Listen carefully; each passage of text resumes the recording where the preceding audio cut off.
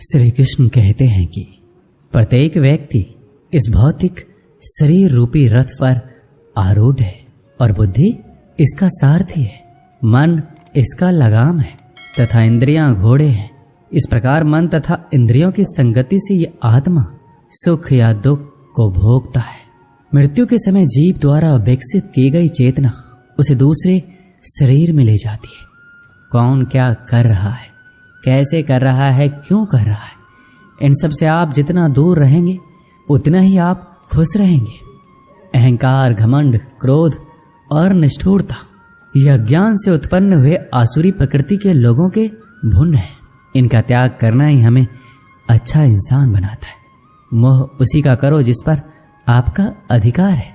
जिस पर आपका अधिकार ही नहीं है उसका मोह भी नहीं करना चाहिए। विषय वस्तुओं के बारे में सोचते रहने से मनुष्य को उनसे आसक्ति हो जाती है।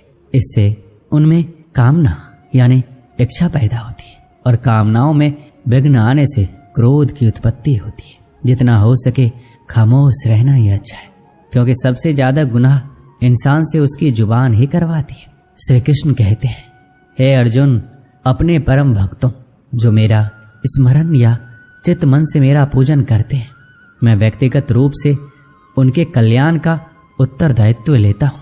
जो लोग भक्ति में श्रद्धा नहीं रखते वो मुझे प्राप्त नहीं कर पाते, अतः वह भौतिक जगत में जन्म मृत्यु के मार्ग पर वापस आते रहते। किसी काम की चिंता करना ठीक है, पर चिंता इतना भी नहीं होना चाहिए कि वह काम ही बिगड़ जाए। अच्छी नीयत से किया गया काम कभी व्यर्थ नहीं जाता और उसका फल आपको जरूर मिलता है। मैं किसी का भाग्य नहीं बनाता, हर कोई अपना भाग्य खुद बनाता है। आप जो भी कर्म कर रहे हो उसका फल आपको कल प्राप्त होगा, और आज जो आपका भाग्य है वह आपके द्वारा पहले किए गए कर्मों का फल है। तुम्हें सिर्फ अपने कर्म करने का अधिकार है, किंतु कर्म के फलों के तुम अधिकारी नहीं हो। तुम ना तो कभी अपने आप को अपने कर्मों के फलों का कारण मानो, ना ही कर्म ना करने में कभी आसक्त हो जाओ। सही कर्म वो नहीं है जिसके परिणाम हमेशा सही हो, अपितु सही कर्म वो है जिसका उद्देश्य कभी गलत ना हो। पूर्णता के साथ कभी किसी और के जीवन की नकल करके जीने की तुलना में अपने आप को पहचान कर अपूर्ण रूप से जीना बेहतर है। जब भविष्य धुंधला पड़ने लग जाता है तब आपको अपने वर्तमान में ध्यान केंद्रित करने की आवश्यकता है। कोशिश कर, हल निकलेगा, आज नहीं तो कल निकलेगा। जीवन की सबसे बड़ी गलती वही होती है जिस गलती से हम कुछ सीख नहीं पाते हैं। जब हमारा दिमाग यानी कि मन कमजोर होता है तो परिस्थितियां समस्या बन जाती है, लेकिन जब मन स्थिर होता है तब परिस्थितियां चुनौती बन जाती है। जब हमारा मन मजबूत होता है तो परिस्थितियां अवसर बन जाती है। मनुष्य की मानवता उसी वक्त नष्ट हो जाती है जब उसे दूसरों के दुख पर हंसी आने लगती है। समय यही सिखाता है कि जिंदगी किसी का इंतजार नहीं करती, ना ही किसी के लिए रुक सकती है। मनुष्य को अपने कर्मों के संभावित परिणामों से प्राप्त होने वाली विजय या पराजय, लाभ या हानि, प्रसन्नता या दुख इत्यादि के बारे में सोचकर चिंता से ग्रसित नहीं होना चाहिए। यदि आप अपनी गलतियों से कुछ सीखते हो तो गलतियां सीढ़ियां हैं, और नहीं सीखते हैं तो गलतियां सागर है। निर्णय आपका है, चढ़ना है या डूबना है। समस्या इतनी ताकतवर नहीं होती कि जितना हम उन्हें मान लेते। कभी सुना है कि अंधेरे ने सुबह को होने ही नहीं दिया। गलतियां ढूंढना गलत नहीं है, बस शुरुआत खुद से होनी चाहिए। जरूरी नहीं हर बार आपके शब्दों को सही समझा जाए, इसलिए कभी कभी चुप रहना ही ज्यादा बेहतर होता है। जो जितना अधिक शांत होता है वो उतना ही गहराई से अपनी बुद्धि का प्रयोग कर सकता है। सबसे समझदार और स्थिर बुद्धि वाला व्यक्ति वही है जो सफलता मिलने पर अहंकार में नहीं जाता और विफलता में गम में नहीं डूबता। प्रशंसा हो रही हो तो ज्यादा सावधान रहने की जरूरत है। जिसने मन को जीत लिया है उसके लिए मन सर्वश्रेष्ठ मित्र है, किंतु जो ऐसा नहीं कर पाया उसके लिए उसका मन सबसे बड़ा शत्रु बना रहेगा। नकारात्मक विचारों का आना तय है, परंतु ये आप पर निर्भर करता है कि आप उन्हें कितना महत्व देते हैं। याद रखना, बेहतरीन दिनों के लिए बुरे दिनों से लड़ना पड़ता है। जीवन में कुछ भी स्थायी नहीं है, इसके लिए स्वयं को अधिक तनावग्रस्त ना करें, क्योंकि परिस्थितियां चाहे कितनी भी खराब हो बदलेगी जरूर। संसार में परेशानी देने वाली की हस्ती कितनी भी बड़ी क्यों ना हो, पर भगवान की कृपा दृष्टि से कभी बड़ी नहीं हो सकती। प्रेरणा का सबसे बड़ा स्रोत आपके अपने विचार है, इसलिए बड़ा सोचें। खुद को जीतने के लिए हमेशा प्रेरित करें। जिसने मन को जीत लिया है उसने पहले ही परमात्मा को प्राप्त कर लिया है, क्योंकि उसने शांति प्राप्त कर ली है। ऐसे मनुष्य के लिए सुख दुख, सर्दी गर्मी और मान अपमान एक जैसे होते हैं। मुश्किलें केवल बेहतरीन लोगों के हिस्से में आती हैं, क्योंकि वही लोग उसे बेहतरीन तरीके से अंजाम देने की ताकत रखते हैं। कोई कुछ भी कहे, बस अपने आप को शांत रखो, क्योंकि सूरज का तेज कितना भी क्यों ना हो, समुद्र को सुखा नहीं सकता। जहां आपकी कोई कीमत नहीं, वहां पर रुकना अनुचित है, चाहे वो किसी का घर हो या किसी का मन। जब कोई हाथ और साथ दोनों ही छोड़ देता है, तब कुदरत कोई ना कोई उंगली पकड़ने वाला भेज देता है, और उन्हीं का नाम कान्हा है। जो मन को नियंत्रित नहीं करते, उनके लिए वह शत्रु के समान कार्य करता है। दुनिया के सामने जीतने वाला विजेता नहीं होता, बल्कि किन रिश्तों के सामने कब और कहां पर हारना है, ये जानने वाला भी विजेता होता है। जो लोग बुद्धि को छोड़कर भावनाओं में बह जाते हैं, उन्हें हर कोई मूर्ख बना सकता है।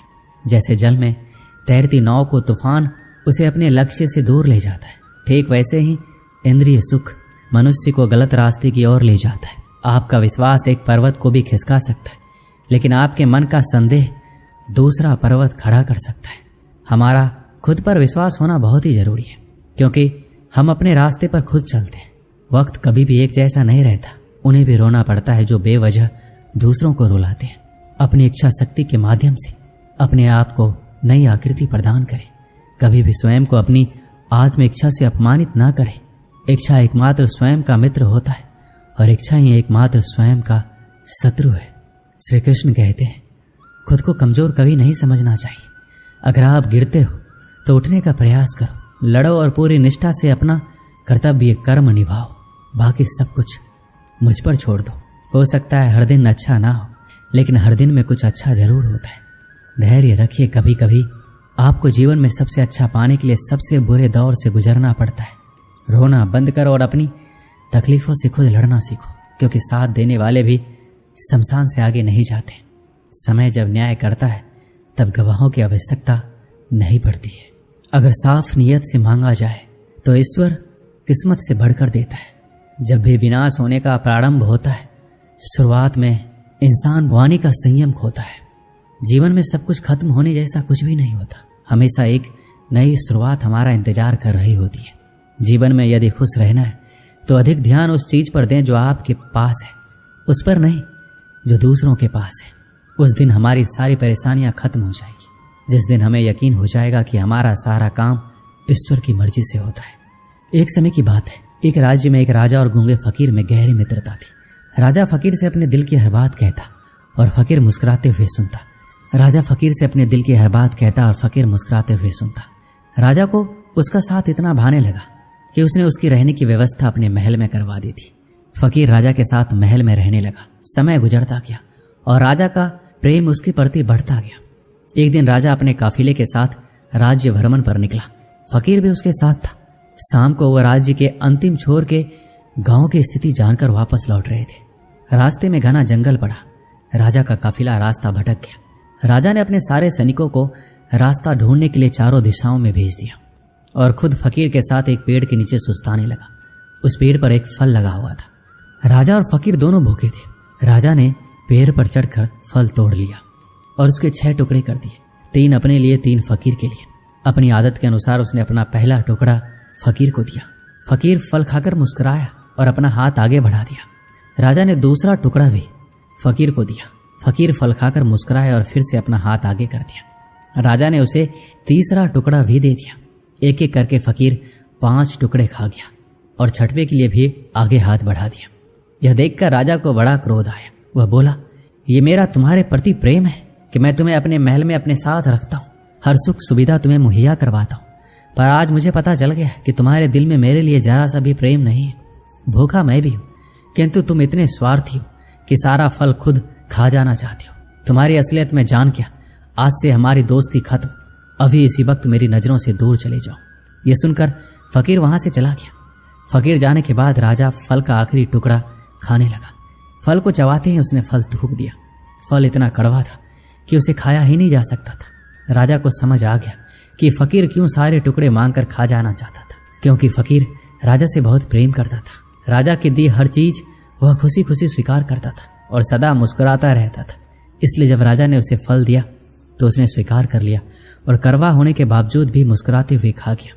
वह सारे टुकड़े इसलिए मांगकर खा जाना चाहता था ताकि राजा को इस बात का पता नहीं चल सके कि वह उसे कड़वा फल खिला रहा है।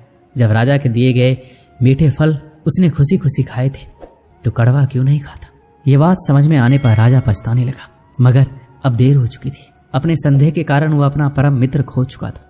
इस कहानी से हमें क्या सीख मिलती है? सच्चा दोस्त कभी आपका बुरा नहीं चाहेगा, वह आपको रोकेगा भी आपके भले के लिए।